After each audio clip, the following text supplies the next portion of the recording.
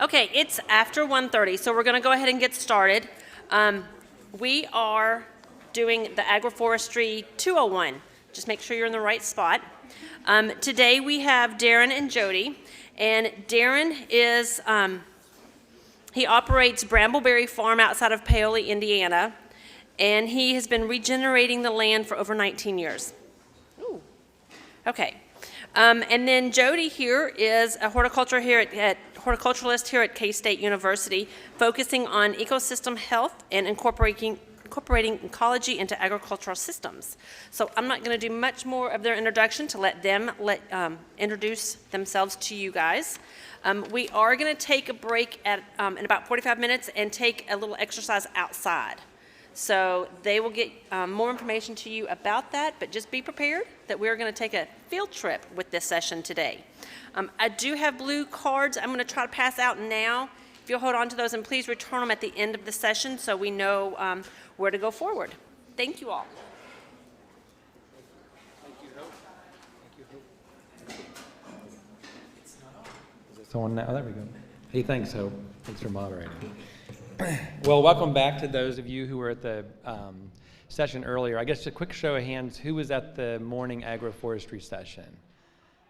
Oh, good.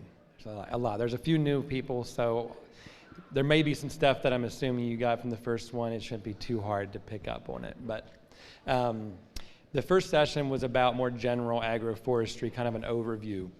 And then this session is more details. So I call it the nuts and bolts of agroforestry, and some of you might get that pun, I don't know, a bolt of wood.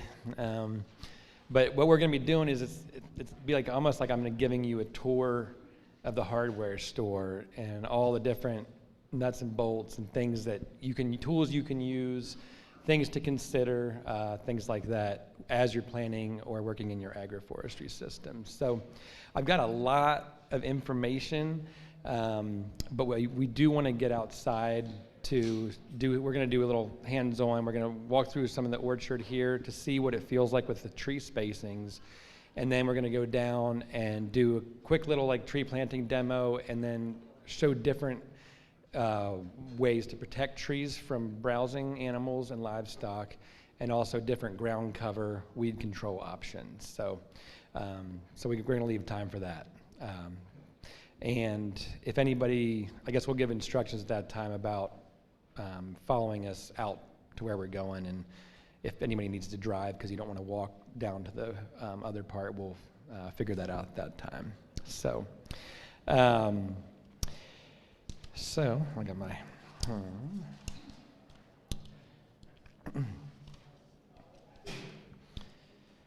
So I'm going to start out with design. And anybody that's getting interested in agroforestry or permaculture, which is a pretty closely related field, knows that when you start putting permanent, and even any general farm setup, putting some thought into design is really important in order to have everything work together well. In agroforestry, this gets to be even more important because you are putting a lot of sort of permanent things in place. You're putting trees in the ground that you probably aren't going to want to cut down because you got them spaced wrong or they got bigger than you thought. So this is a picture here of Adam Barr back there. Adam and Ray paid me to do a design for small agroforestry planting at their place. I don't know, in 2014, I guess. So, and it's cranking now, and I'm going to hopefully get the pleasure to go back down there and help do a little pruning and being back in that. So, but the biggest thing with design is that it's easy to think that with enough knowledge and thought that you can design something, a farm system on paper, that when you put it out in the world, on the ground, it's going to work like a well-oiled machine.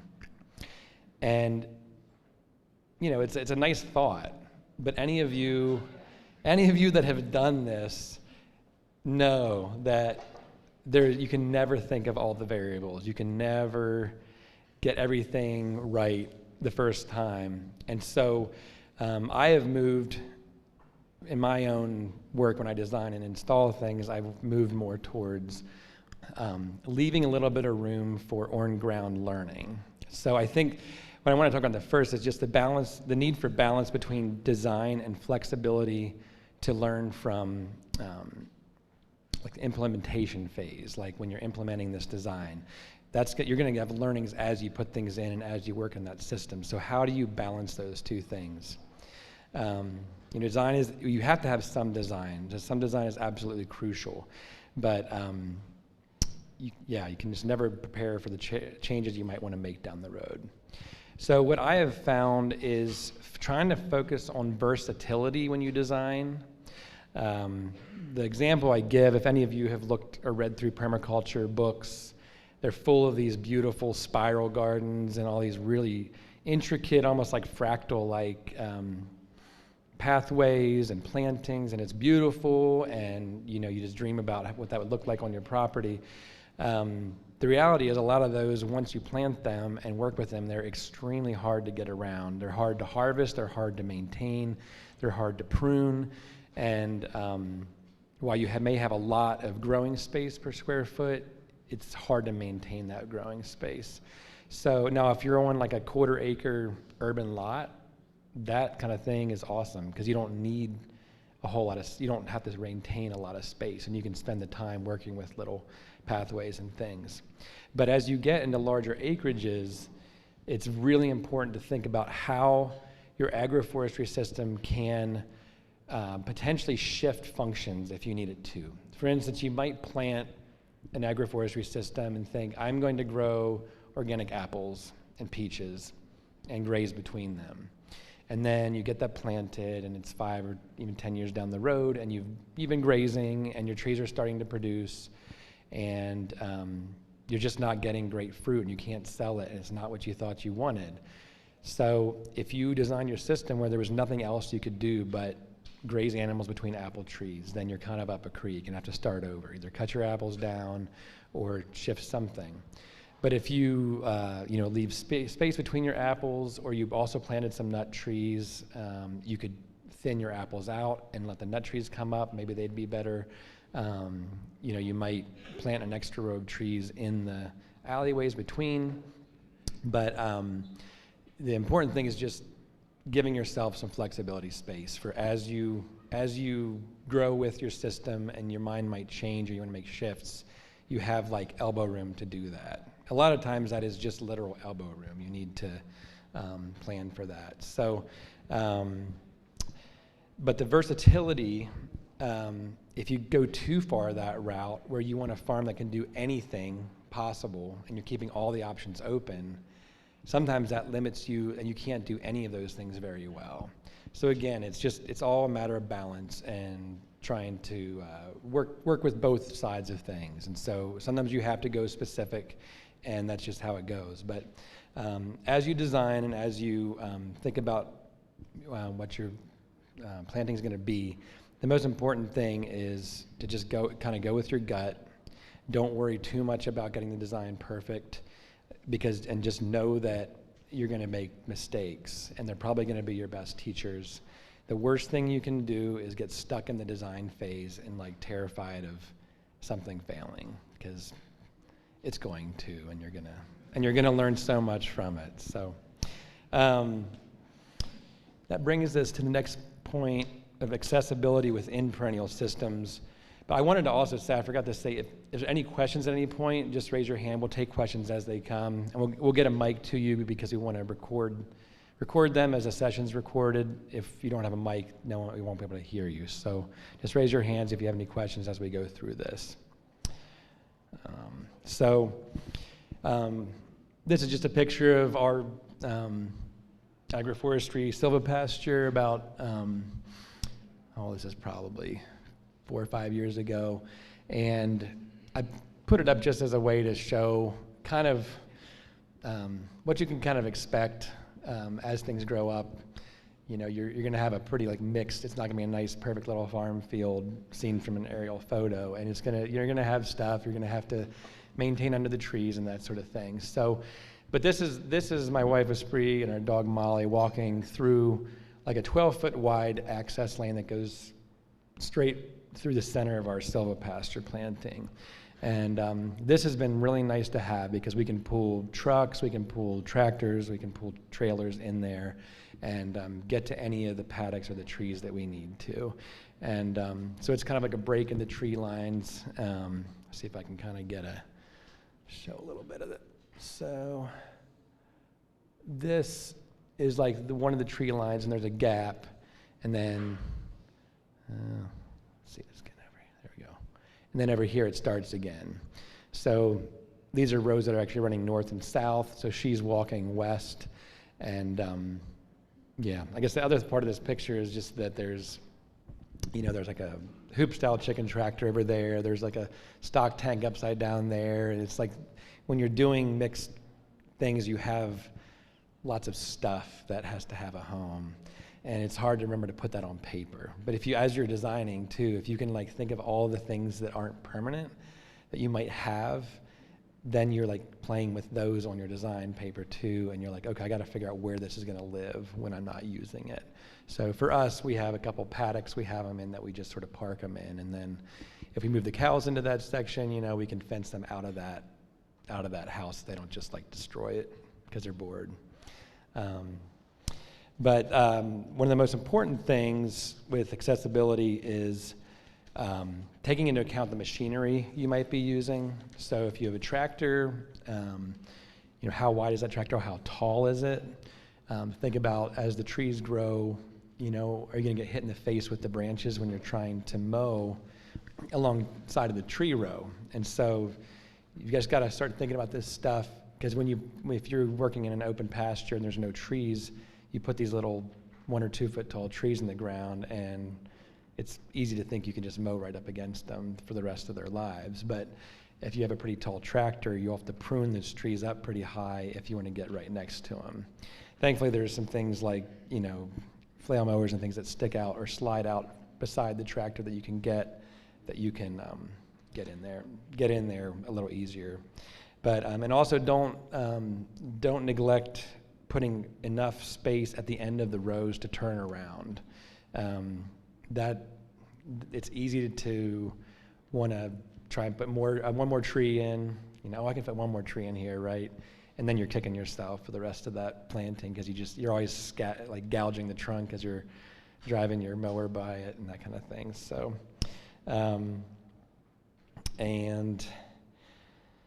I guess if you have harvesting equipment, you need to kind of think about that too. So that's about all I've got on accessibility. And this is getting more into the orientation of the rows and like in row and between row spacing of trees. So, and as I'm talking, these kind of, what I'm talking about applies to basically all the agroforestry systems you'd be looking at, whether it's silvopasture or alley cropping, riparian buffers, forest farming, windbreaks. These kind of apply to all of them. So the orientation of rows, this shows, actually this is the same design for Barr Farms that Adam and Ray Barr had me do. And this was like, I decided they were wanting rows of trees and then some asparagus and berries, like strawberries and cane fruits in their system. And so we kind of decided, we'd do sort of alternating rows of some sort. And this was a section of playing with different layouts and like different sizes of beds, different sort of how the beds were grouped. And, like this one has a little 3-foot push mower path between 2 beds of asparagus. Well, that could work, but maybe that's not the greatest idea. I kind of forget which one we ended up going with. I think sort of the space, was it the 6.5 foot between? Number one over there. So should have been number 3, yeah. So we put comfrey as a bed border, and again, yeah, it's like you're always wishing you'd made wider access lanes, or I am. So you have a tree row, and then asparagus or berries and the trees. And part of this is planning for interim crop in that space between the trees, because the trees need at least 15 feet between rows for their spacing. And that's kind of wasted space unless you're grazing or something in that. So the asparagus and berries are sort of like an interim crop as the trees grow and get mature. But as far as overall orientation of rows, I'd said in the morning session too, how east-west rows are supposedly best for alley cropping, that they leave more total sun hours hitting the between tree row spaces, the alleys, than north and south oriented tree rows do. Another thing just to think about, straight rows of trees will make everything easier for you in terms of fencing, mowing, moving equipment through the system. So just think about, as you're thinking about doing something on contour plantings, and we'll get more into that later, but just especially if you're going to be doing any rotational grazing and setting up net fences or even single wire cattle fences, the more curves you have, the more posts you need to use, and just more total stuff you're carrying around to work with the contour rows. So you have to kind of balance between the two. If you really, really want to do contour rows for erosion control, that it'll come at a cost to your management, but it may be worth it. So you also need to take into account slope. So steeper slopes, the steeper the slope is, the more potential erosion you have. And the hard thing is, the steeper the slope, the more likely your tractor is going to tip over if you're going on contour with the rows. So at some point, with lighter slopes and you want to address erosion, you might say it's worth doing contour rows, worth that extra work of doing contour. But at some point, if you do contour rows on a very steep slope, it'll be very difficult to mow between those rows and just drive anything between the rows of trees, because it's just so steep that you'll roll a piece of equipment. So sometimes you might want to actually have your tree rows go up and down the slope, which seems really like a bad idea from an erosion standpoint, but that may be the safest option for your equipment. Another option is to do terraces. If you have a super steep slope and you want to be able to get equipment in, you can dig into the hill and do a lot of earthworks and make terraces that you can drive on that are flat. And then your trees would be planted on the steeper little slopes between terraces. So there's options to work with that. Can I say something about doing that? Yeah. So one of our orchards is on a terrace, and my only thing of that is if you put fruit trees on a terrace, just know that it's not easy to pick. So if it's some other kind, that's different. Fruit is a nightmare. Yeah, and that's a great experience, because it's so easy to think that, oh, well, this, it's a steep slope, trees would be a perfect thing for this. But if you're going to be doing a lot of intensive management of those trees and you're on a slope, it might make that kind of difficult, and you may have to get, special equipment, or just think about, having the height difference. So, and then the sun axis, the east-west is best for more sun in the alleys. It's also, the University of Missouri did a study, and they found that, let's take all these up with me. They found that east-west orientation of tree rows gave the trees the most efficient photosynthesis of any of the orientations, because they constantly had sort of a sun side and a shade side, and they were able to balance their photosynthesis processes more efficiently. And so they say you get more total kind of like production or growth out of trees that are oriented east-west. So, and I learned that after I planted my tree rows north-south, and I was kicking myself for 3 or 4 years and thought, oh, I did it wrong. And then it was like, you know what? No, I have livestock are one of the main things in our system that we were planting the trees for. And so in that case, I'm really glad I did north-south. So again, I was getting ready to get hung up on a little perfectionist detail, and then kind of finally let that go. So, and then also another thing to keep in consideration with fruit or vineyards, if you're growing fruit, fruit orchards and vineyards have traditionally been planted on north-south oriented rows.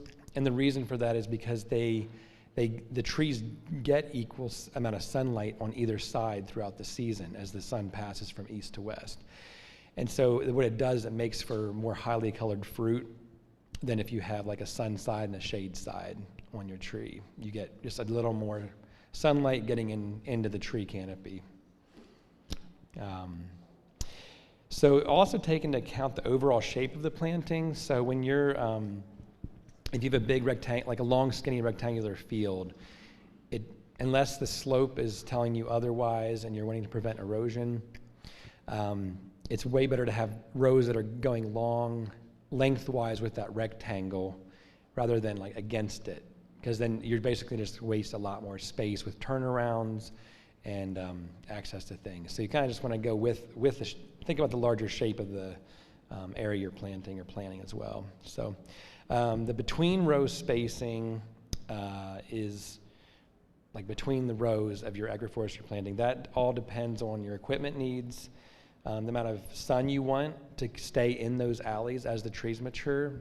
If you want an agroforestry planting that it's going to turn into a forest where there's almost no sun reaching the ground. Once the trees are mature, then you can get by with 15, 20 foot between the rows.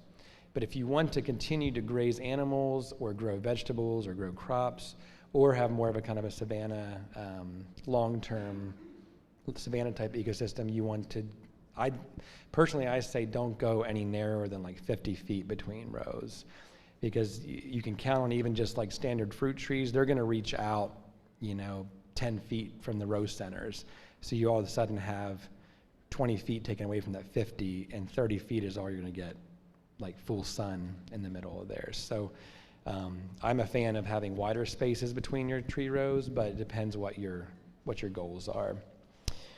And you also have to take into account how big the trees are going to be when they're mature. So if you put too close of rows together and you're planting them with pecan trees, you're going to have to cut out entire rows, every other row, in order to free them up. So the in-row spacing, the space between trees in each row, that is all dependent on whether you want to do some interim planting, plant things more densely so you can get some crops off of that wasted space before you have your mature final spacing for your trees.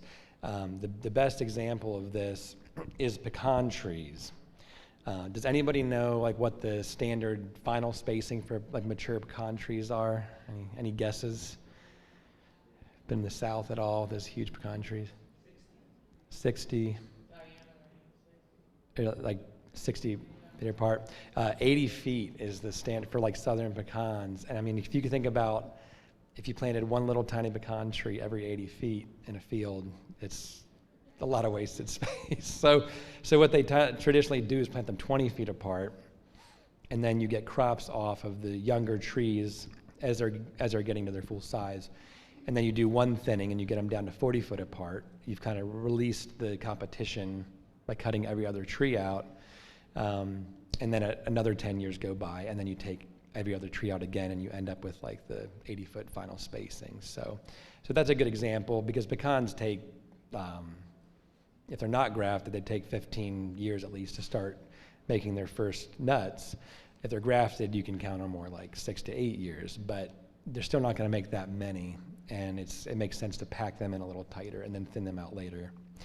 But things like hazelnuts, when you're planting them 5 feet apart in row and they grow pretty fast and they make their first crops in 4 or 5 years, makes no sense to plant those more densely and try and remove them later. So it's all about the species and how quickly they'll mature.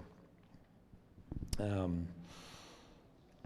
think that's and then we're experimenting, and some other people are experimenting with kind of just packing maybe too much into the rows. So we started our planting in 2010, the silvoplaster planting you saw.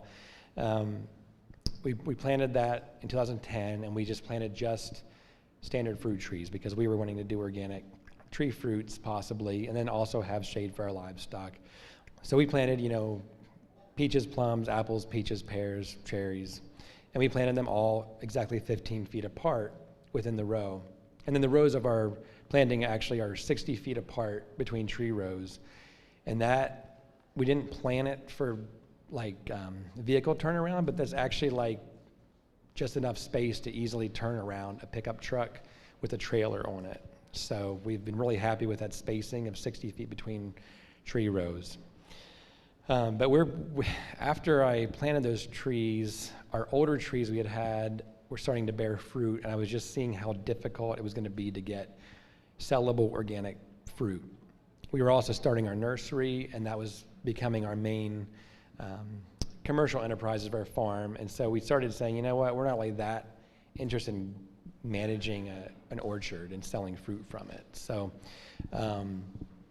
we started planting nut trees, a nut tree in between each of the fruit trees to kind of put something else there that we might want, because nut trees take a long time to mature, and if I wait and decide 10 years later that I wanted nut trees, I'm already 10 years too late in some ways. So, and then in the meantime, the other interesting thing is how we planted all these sort of traditional tree fruits, apples, peaches, pears, etc. Meanwhile, we're on a ridge top, and we have just an entire root mass of persimmon trees that are it's woven through in the entire pasture. And so if we don't mow, we get like 6-foot thumb-size diameter persimmon sprouts from the roots in one season. So we were fighting the persimmons and cutting them down and just wanted our fruit trees to go. In the meantime, I started realizing that maybe we should be growing persimmons instead of all these other fruit trees. So I thankfully I knew how to graft, and so I started collecting scionwood from improved persimmon varieties and grafting them onto all these root suckers. So I would let persimmons grow up in the tree rows wherever they came up, and I'd graft and improve persimmon onto them. And it was a good timing because persimmons are now starting to boom. We can't graft enough of them to sell, and it's been a great thing to have lots of those. I'm going to go and get to a question back here.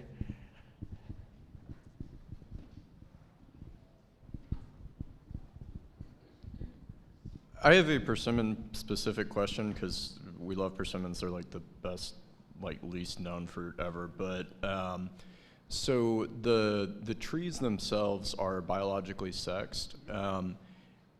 Because I've experienced that exact problem with these root sucker all over fields. Is there any issue with putting scionwood on top of the oppositely sexed rootstock? It's a great question. So the question again was can you put a female producing persimmon, can you graft that onto a male rootstock? And the question is definitely yes. I have no idea what the sex of our root suckers are in our field, but I'm putting all female varieties onto them. So there's no problem with that at all. And that is a thing with persimmons. They are becoming male and female. Some trees have everything on the same flower. They have pollen and ovaries, and others have female flowers and male flowers on different trees. So persimmons, you want to make sure. That's one of the disadvantages of just planting seedling persimmons, is that you won't know until they're 7 years old at least whether they're male or female. So the nice thing is you could plant them at a spacing you wanted, and then once you see which ones are males, you can just graft female varieties onto those. So.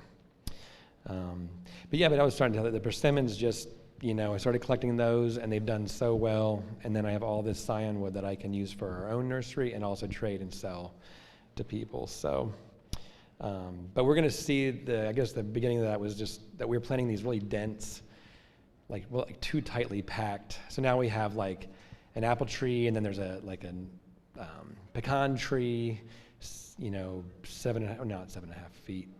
Yeah, 7.5 feet away from that. And then in between the pecan trees, sometimes there's a persimmon or two that it's grafted. So it's getting to be pretty dense. And I think at some point I'm going to either have to decide to cut out certain trees to open the other ones up to be more productive, or I'm kind of toying with the idea of just watching and seeing what the trees do when they're all packed together like that.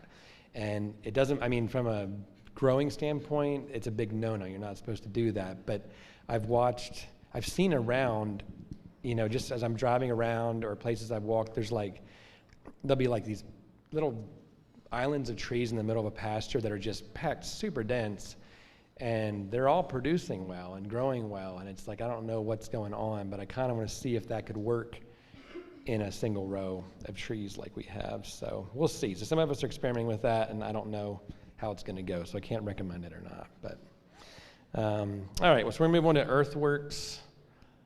I guess, I mean, if there are any other questions at this point, I feel like I'm just kind of, anybody have any questions, just kind of open it up. What's that? Oh, grants, yeah. I'll get to those a little bit later, but yeah, we just talking about what funding is available for agroforestry, so that'll come down a little bit here. So earthworks, oh, is there any other questions before I go on? Any other burning questions? Okay, 10 minutes, thanks. So earthworks are kind of a, if you've been involved in like permaculture discussions or just general agroforestry stuff, there's this sort of contentious topic about swales. Has anybody heard of swales or knows what swales are? Okay, yeah, you're getting me a little more. So swales are kind of this strategy that has come from permaculture, which was developed in Australia in a drylands climate, and they're being taught in the U.S. as this thing that you just do, that you're supposed to do everywhere, that they're like, you know, God's greatest gift to agroforestry. And what a swale is, for those that don't know, it's like a dead level on contour ditch and berm system. So here's one that we're digging. This is actually a keyline style swale, but so here's a bulldozer digging. Go back here. Up over here.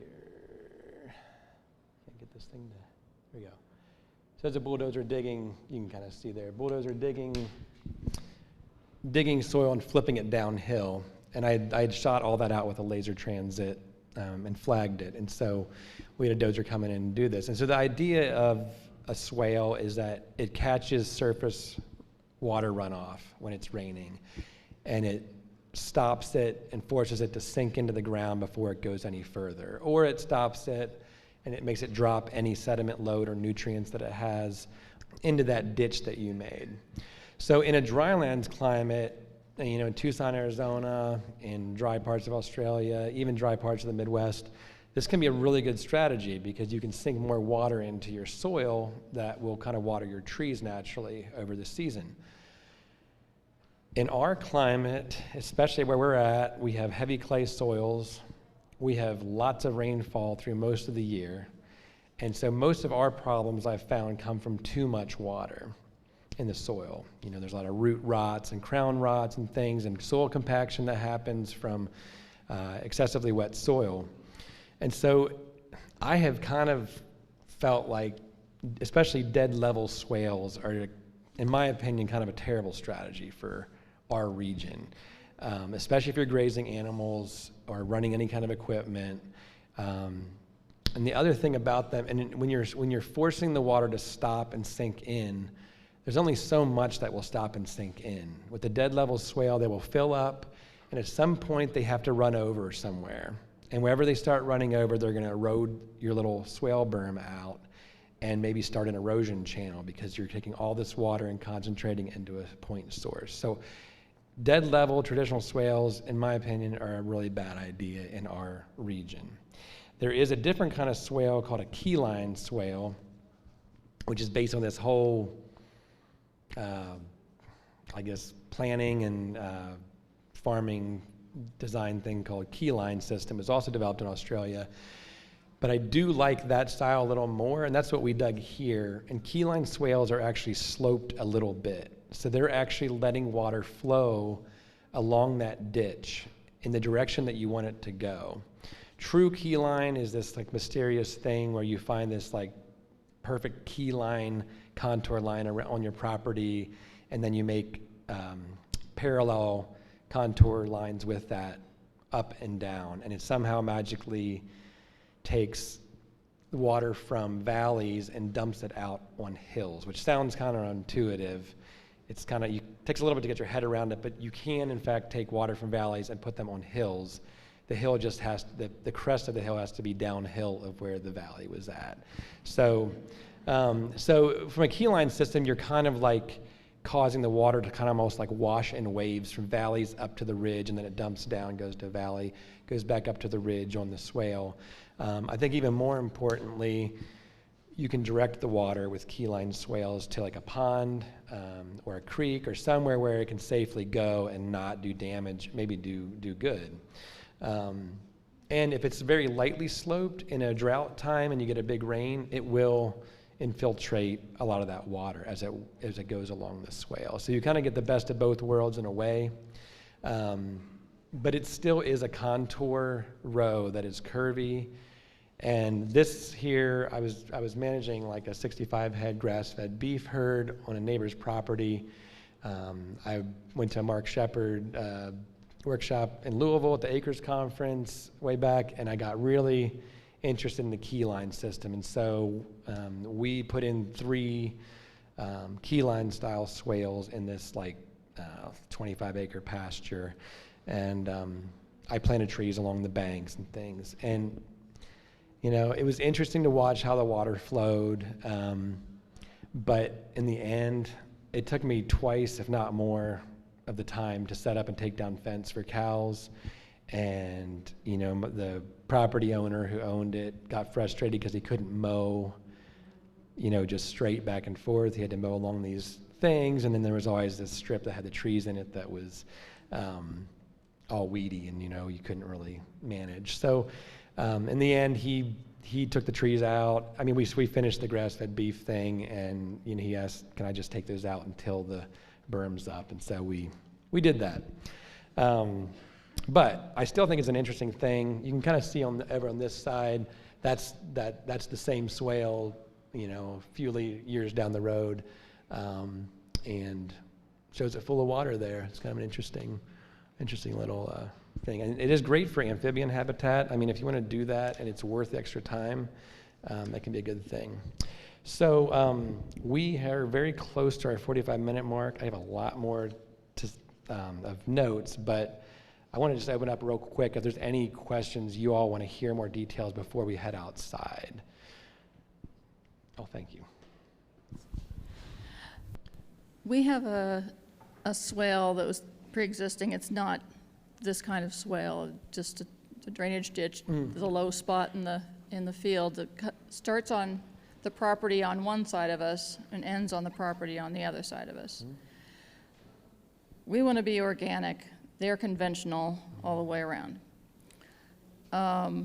Is there any way to filter the water that's coming from the conventional at the beginning as it comes onto our property? It's a good question. So is there any way to like maybe use swales or anything to filter, or I would say even consider diverting that water if there's any way? If the swale is where it's coming in, then that's a low point and it's going to probably be hard to divert it. But you can, I mean, one thing you could do is in that swale that's existing, if you would plant a lot of like woody perennials or even like wet loving grasses, sedges, rushes, make sort of a rain garden kind of thing that was densely packed. Those roots will filter a lot out. I can't guarantee they're going to filter all of it, but it would help. I would also consider, if you're really concerned about that, you could do earthworks in a way that they would, you know, a swale or even a berm of some sort that would actually divert that water coming in away from where you're going to be growing. So I think earthworks are excellent and great thing to consider, but just thinking about like having them do what you want them to do, not doing them just because a book told you to do them. Got another question over there.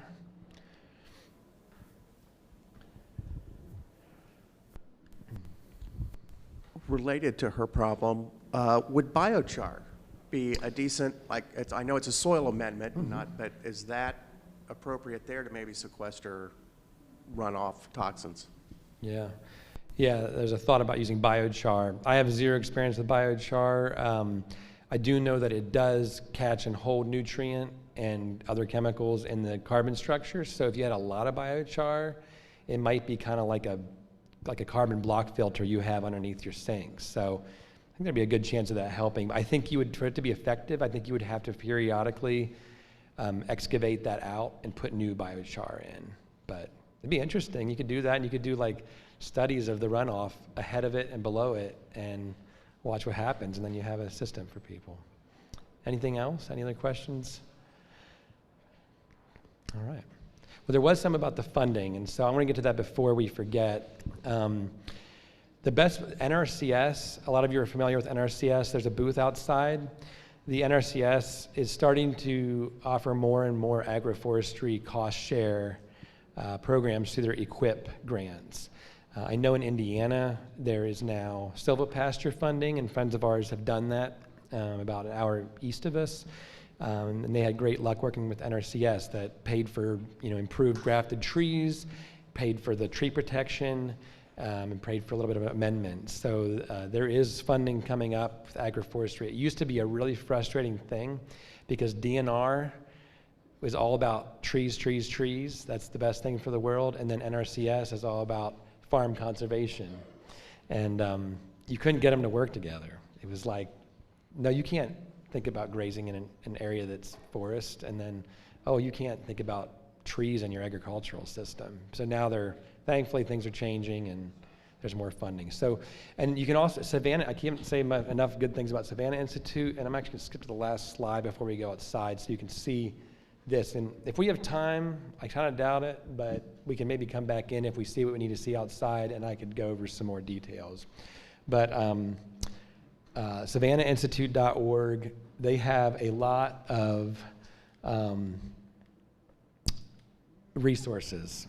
And if they don't have something that you're interested in, you can call them, and they have amazing staff that will help you find what you need. They're a great organization to work with. And we host apprentices every year through Savannah Institute, and they asked if I'd share this. This is a great program they have that matches people that want to work in an agroforestry farm to get experience. They will help match you up with that farm. And they have farms get some funding from it. It's a great program. So they're just trying to encourage new budding agroforesters to get real world experience on a farm. So I highly suggest you look into that if you're interested, and just in general, check out Savannah Institute. They have a great free download of an ebook. You can also pay for the paper copy, but they have an ebook called, I think, Perennial Pathways something. It's a very nice, like probably 120-page manual on all the kind of details of agroforestry and considerations. So I highly recommend that. And they have some other pamphlets you can download about like specific elderberry considerations for planting elderberries and the marketing and that kind of stuff. So I think I'm going to end there, and we're going to end this part here, and then we're going to move outside. Hopefully we'll get the lunchtime, post-lunch sleep out of our systems with walking around and move on. So, oh yeah. So we're headed, let's start by meeting out at, there's a pawpaw planting. A lot of you may have seen it already walking in. If you go out the door and look kind of to the uphill to your left, there's a bunch of trees that have their trunks painted white. We're going to meet there first, and then if some of you, as you're going there, want to talk about if you don't want to walk down to the next stage, the next stage will be a little bit of a walk downhill, but it does have a road going to it, so you could carpool down to that if you want. So